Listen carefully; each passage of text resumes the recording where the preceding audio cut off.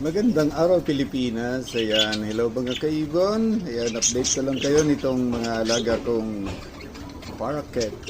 Ayan, pinapakain ko sila ng kangkong umaga't hapon. Ayan, mahilig sila sa kangkong. At yung pakain ko naman, ayan, bird seed. Ayan, naglalagay din ako ng buto ng pusit. Ayun o, may mineral black at syempre hindi mawawala yung tubig. Nakakatuwa mag-alaga ng parakeet o lovebirds. Ayan, 8 piraso ito sa isang kulungan at yan yung mga kubaran nila. Ayan yung isa at dito naman sa kabila, ayan, dati may alaga din akong 8 piraso dito. Ayan, nakakatuwa, kumakain sila ng kangkong.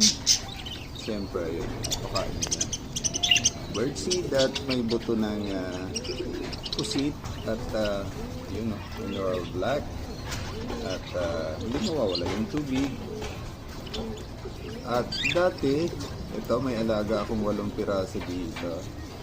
Ayan, ngayon 17 na dito sa isang kulungan dahil yung isa yung dito nagkaroon ng sisiw na 2.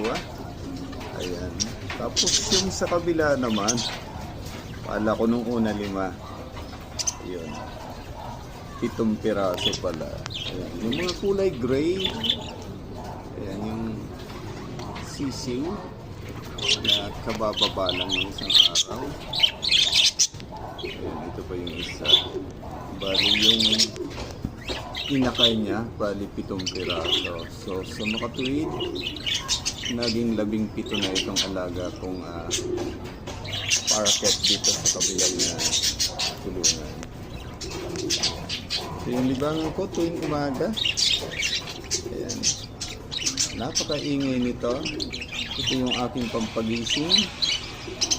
Masarap ang alaga ng parakeet dahil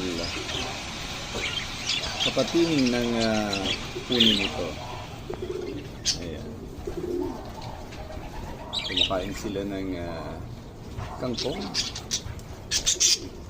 Ayan, mga ilang linggo uli.